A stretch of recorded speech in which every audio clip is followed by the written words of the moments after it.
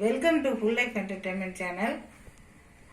நம்ம இன்னைக்கு பார்க்க போகிறது வவ்வா மீனில் எப்படி மீன் வறுவல் செய்யலாம் அப்படின்றத பார்க்கலாம். நல்லா டேஸ்ட்டாக சுவையாக இருக்கும். எப்படி செய்யலாம் பார்க்கலாம் வாங்க. நான் வவ்வா மீன் 1 கிலோ வாங்கி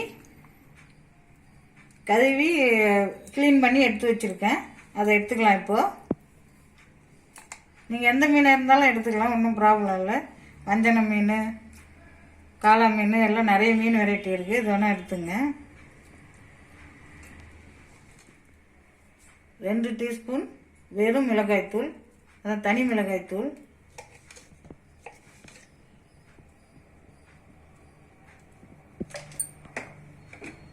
அதுக்கப்புறம் தனியாத்தூள் 2 டீஸ்பூன் போட்டுக்கலாம்.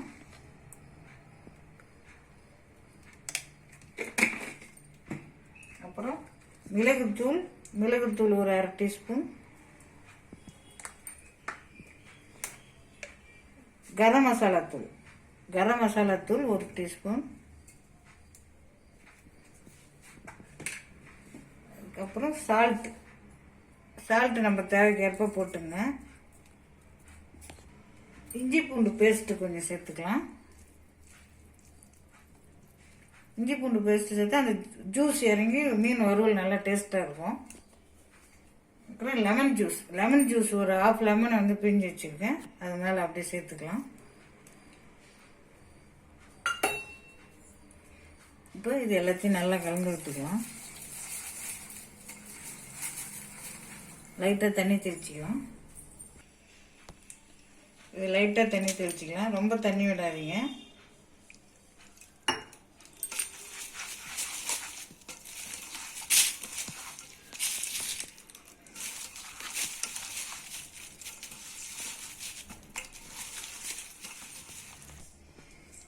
இது மாதிரி கலந்து வச்சுட்டேன்.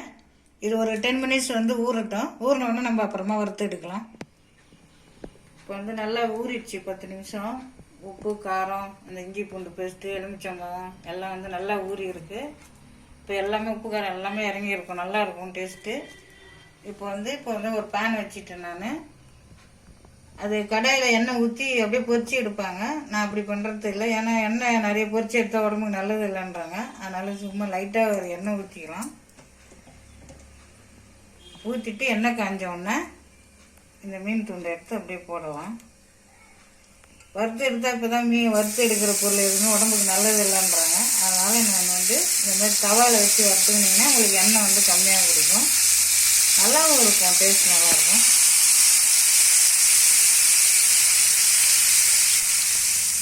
இந்த ஒரு பக்கம் நல்லா வெந்துடுச்சு. இப்போ வந்து நம்ம திருப்பி போடலாம்.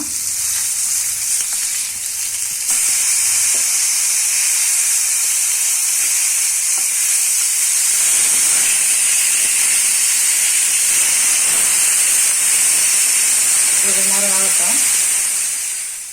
பாருங்கள் நல்லா வெந்துடுச்சு. 2 பக்கமும் நல்லா வெந்துடுச்சு. மிளகாத்தூள் எதுவுமே இல்லை. இதேமாரி வறுத்தாலே உங்களுக்கு நல்லா இருக்கும். எண்ணெயில் பொறுத்து எடுத்த மாதிரியே இருக்குது பாருங்கள். இதை எடுத்துட்டு வைப்போம்.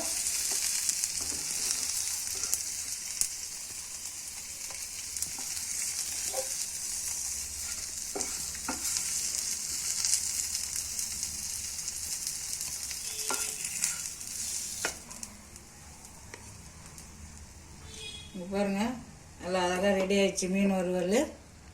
பார்க்கவே சாப்பிடணும் போல இருக்குது.